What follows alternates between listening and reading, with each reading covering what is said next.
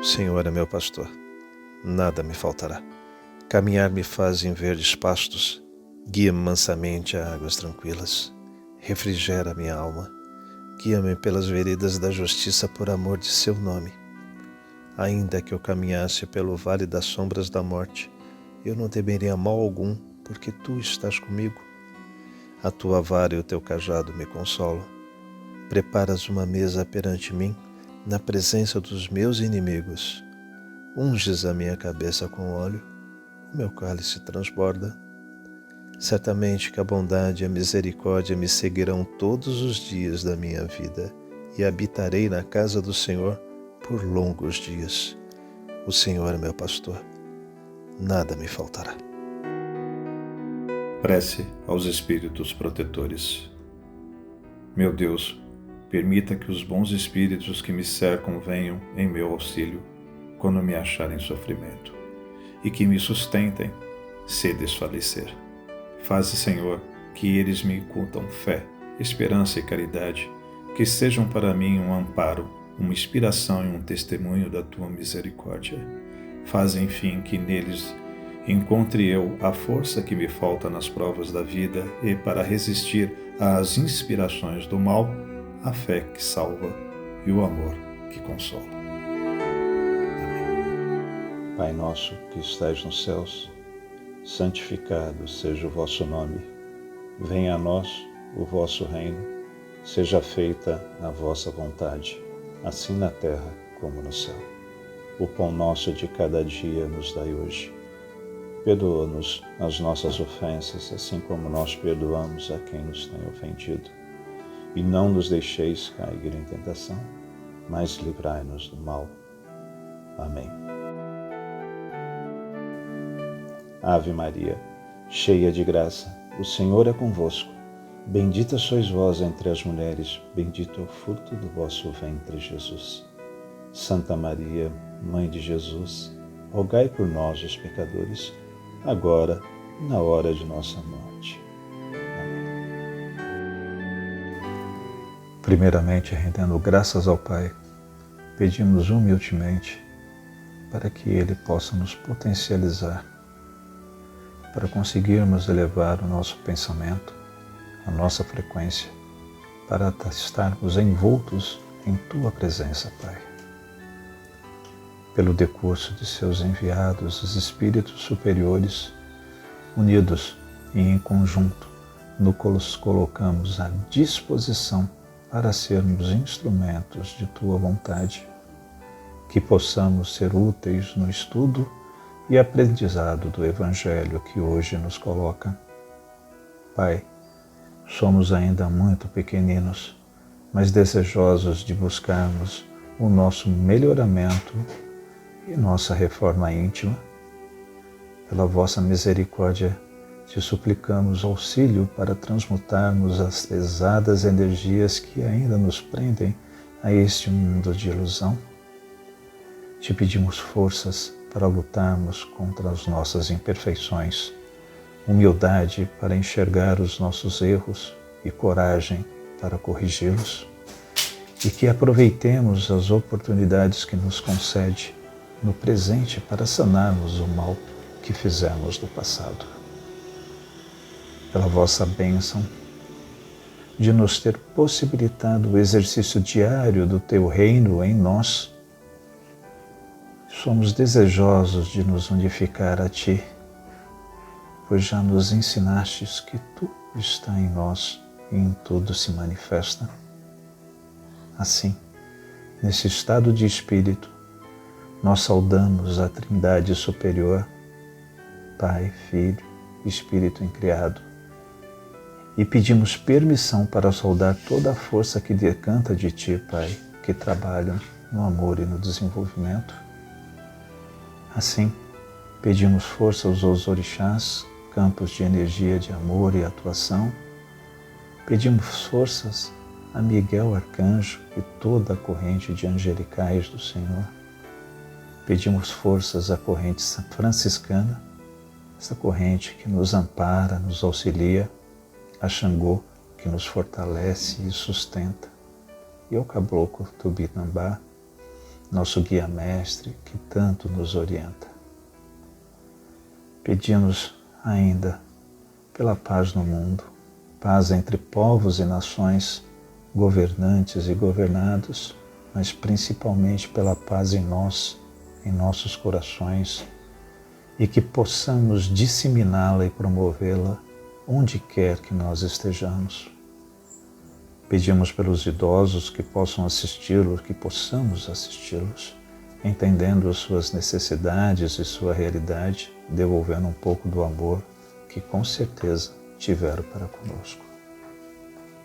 Pedimos pelas crianças para que possam viver em paz, que possam amar e serem amadas. Pedimos pelas crianças da creche Santa Clara, pelas pessoas que ajudam a creche Santa Clara e os projetos sociais de nossa querida CFA. Pedimos por todos os irmãos necessitados que se encontram em hospitais, manicômios, prisões, meio a guerras, conflito étnico ou qualquer outra situação de vulnerabilidade. Pedimos por todos os espíritos encarnados e desencarnados cujos nomes nos vêm à cabeça nesse momento, rogando a Deus por cada um deles. Por fim, rendemos glória ao Espírito incriado, ao Pai, ao Filho, assim como é desde o princípio e sempre será. Amém. Da sabedoria do Evangelho de Carlos Torres Pastorino, o advogado. João, capítulo 14, versículo 15 a 24. Se me amardes, executareis meus mandamentos, e eu rogarei ao Pai, e vos dará outro advogado para que convosco esteja no éon. O Espírito verdadeiro que o mundo não pode receber porque não o vê nem o conhece, vós o conheceis, porque habita convosco e está em vós. Não vos deixarei órfãos, volto a vós. Ainda um pouco e o mundo já não me vê, mas vós vedes, porque eu vivo e vós vivereis. Naquele dia vós conhecereis que eu estou em meu Pai, e vós em mim, e eu em vós. Quem tem meus mandamentos e os executa é quem me ama, e aquele que me ama será amado por meu Pai, e eu o amarei, e me manifestarei nele. Disse-lhe Judas, não Iscariotes, Senhor, que acontece que deverás manifestar-se a nós e não ao mundo? Respondeu Jesus e disse-lhe, se alguém me ama, realiza meu logos, e o Pai o amará, e a ele viremos e nele faremos moradia. Quem não me ama, não realiza meu logos, e o logos que ouvis não é meu, mas do Pai que me enviou. Explicação de Torres Pastorino. Comecemos aqui pelo exame de algumas palavras. O termo Paracletos é traduzido como consolador, advogado ou defensor. Apesar de o sentido atual dessa palavra ter mudado de tal forma que não caberia aqui, não encontramos termo melhor. O sentido de Paracletos é mais passivo que ativo. Não exprime aquele que toma a iniciativa de defendermos, mas sim aquele que nós chamamos ou evocamos ou invocamos para permanecer junto de nós. Este advogado é dito logo a seguir o Espírito verdadeiro. Ainda aqui afastamo-nos da tradição que apresenta a tradução literal, o Espírito da verdade. Trata-se realmente de espírito verdadeiro e de espírito mentiroso ou enganador, o que aponta o texto. Mais adiante, o espírito verdadeiro ou evocado é dito o Espírito, o Santo, expressão que levou os teólogos a confundi-lo com a terceira pessoa da Santíssima Trindade. Observemos a oposição nítida do ensino. O espírito verdadeiro é o espírito real e genuíno, é o que não teve princípio nem terá fim. O espírito eterno, individualização da centelha divina, enquanto o espírito mentiroso e enganador é aquele que ilude as criaturas que o julgam eterno e real, quando é apenas transitório e perecível. Aprendemos a oposição entre o eu profundo e o eu menor, entre a individualidade e a personagem, entre o Cristo e a criatura, entre o espírito verdadeiro e real e o espírito enganador e transitório. Explicação esotérica de Torres Pastorino. Se amardes o Cristo, se me amardes, executareis meus mandamentos, e eu rogarei ao Pai, e vos dará outro advogado, para que convosco esteja no Enum. O Espírito verdadeiro, o verbo amar aqui é agapô, que exprime o amor de predileção, de união profunda. Este amor que revela e exige sintonia perfeita entre o amado e o amante. Faz que este, espontânea e alegremente, se coloque na posição de realizar todos os desejos do amado, observando intuições e inspirações que lhe chegam, sem deixar-se levar pelas distrações e injunções externas. Qualquer desejo do Cristo interno através do eu profundo será uma ordem, um mandamento para a personagem transitória. Nesse caso, ao verificar que a personagem, por ele criada para a evolução do espírito, é obediente e fiel, correspondendo integralmente às suas expectativas, realiza e vivendo suas orientações, o eu profundo, através do Cristo interno, rogará ao Pai para que permita a descida definitiva e permanente durante todo o éon da força cristônica, ou seja, evocará a ligação do Cristo, verdadeiro Espírito, para que fique ligado e morando na personalidade, como prêmio à sua fidelidade sintônica perfeita. Então o Espírito real do homem, o Espírito já santo, porque santificado, não o abandonará durante o ciclo evolutivo, jamais correndo ele perigo de haver o abandono da personagem por parte da individualidade. Esse espírito verdadeiro não pode o mundo receber, porque não o vê nem o conhece, mas vós o conheceis, porque habita em vós e está em vós. O mundo, que representa aqui aqueles que ainda estão voltados para as coisas exteriores, jamais tem condição de ver e conhecer aquilo que se passa dentro deles mesmos. Seu olhar estende-se para horizontes longínquos, prazeres, cobiça de agregar a si riquezas perecíveis julgadas eternas, erudição, fama, glória dos personagens e para as personagens. E não tem condições de humildemente enclausurar-se em si mesmo, renunciando e esquecendo tudo que vem de fora. Aqueles, todavia, que negarem e esquecerem sua personalidade, a sua personagem transitória e mergulharem no abismo sem fundo do seu eu, esses conhecem seu morador divino. Com ele mantêm as mais íntimas relações de afeto, confabulam, pedem orientações e prestam conta dos seus atos e pensamentos. Em sua mão entregam todos os problemas que surgem e a qualquer momento sabem que pode encontrá-lo.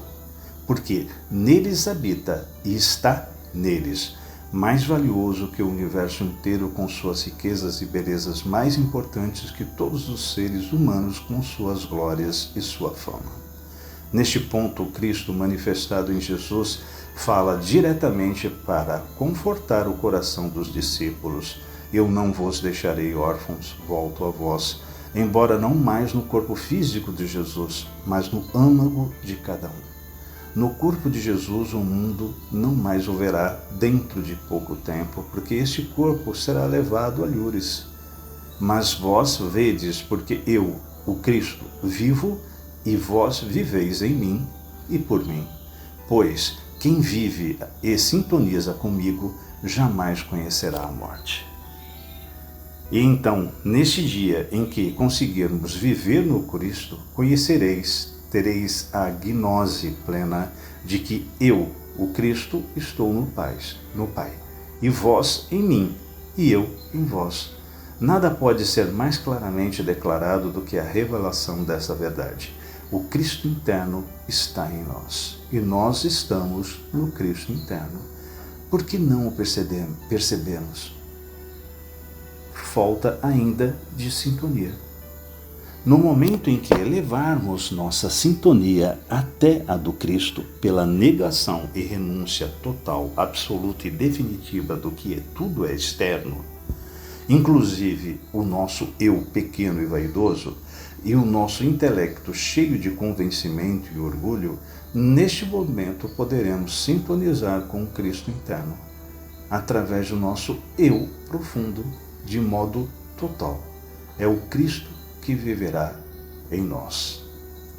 Repete-se aqui a fórmula: quem tem meus mandamentos e os executa, isto é, quem os conhece e reconhece e os vive intensa e permanentemente, é quem me ama. Em grego, literalmente, é meu amante. E quem me ama será amado por meu Pai, e eu o amarei, e a ele eu mesmo me manifestarei. Essa é uma das frases mais fortes, uma das promessas mais confortadoras do Cristo.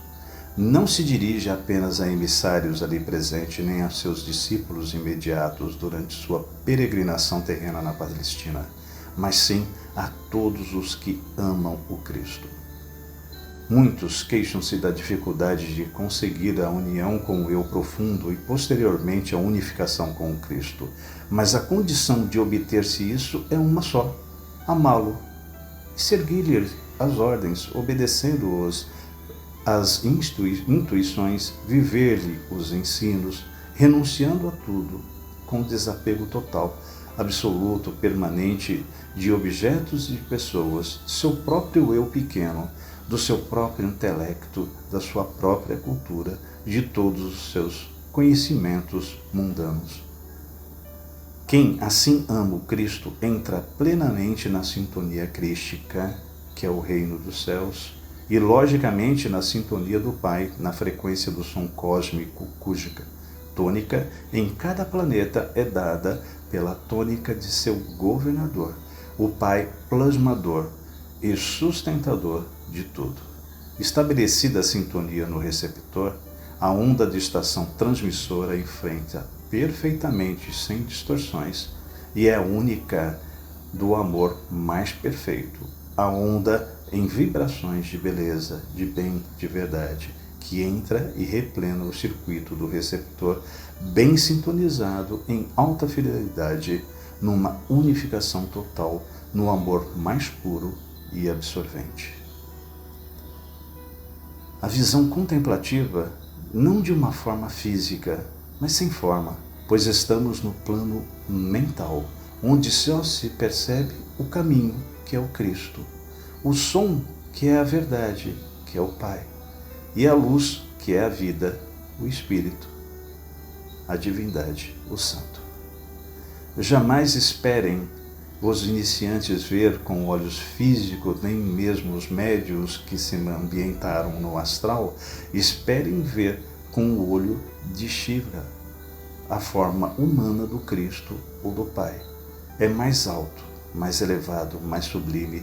Trata-se da absorção pela mente das ondas espirituais que emanam do Pai como som e do Espírito Santo como luz, e envolvem e impregnam o espírito do adepto e se transubstanciam nele numa fusão, daí por diante indissolúvel e irreversível. Mais uma vez o Cristo se transubstancia na criatura e mais uma vez teremos então um avatar, um hierofante cristalizado e cristificado, um Buda. Judas não contém sua curiosidade. Por que seria que essa manifestação prometida aos discípulos que o amassem não seria feita ao mundo? Não seria um acontecimento fabuloso se isso ocorresse, elevando todos os planos aos planos superiores? Volta o Cristo paciente e caridosamente elucidar o discípulo insofrido. Se alguém me ama, executa meu ensino, no sentido de cima, obedece, vive o ensino.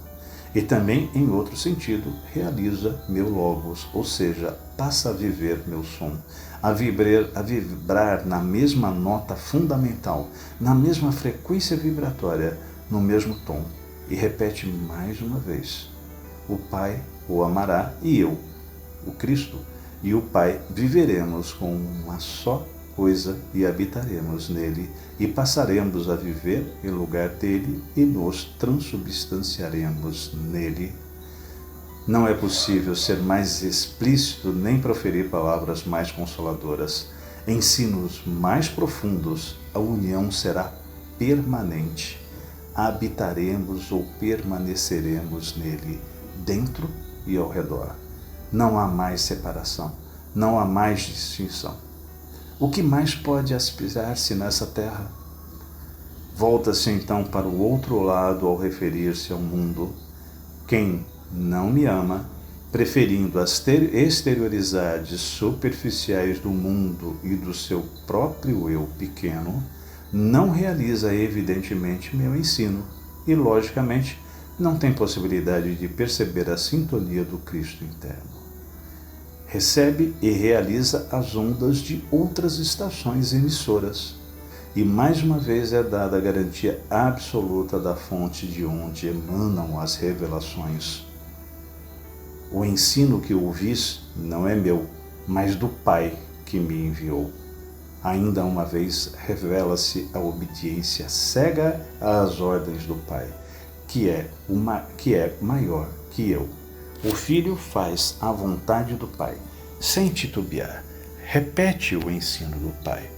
Revela o Logos, que é o som, a palavra paterna, como lídimo intérprete que não trai a confiança nele depositada. Irmãos, hoje temos a oportunidade de estudarmos o processo que ocorre à união com o nosso Cristo interno.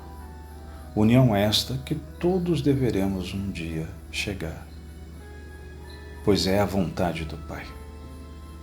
E a condição inequívoca e absoluta para que isto ocorra é a ação de amá-lo. E assim, pela sintonia crística perfeita, ele se manifestará em nós e nós estaremos nele, assim como ele está em nós. Graças a Deus.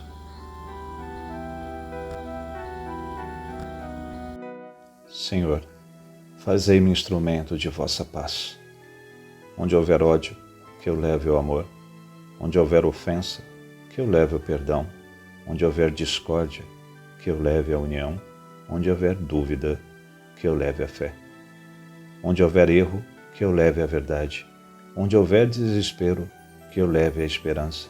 Onde houver tristeza, que eu leve a alegria. Onde houver trevas, que eu leve a luz. Ó Mestre, fazei com que eu procure mais consolar que ser consolado, compreender que ser compreendido, amar que ser amado, pois é dando que se recebe, é perdoando que se é perdoado, e é morrendo que se vive para a vida eterna. Graças a Deus.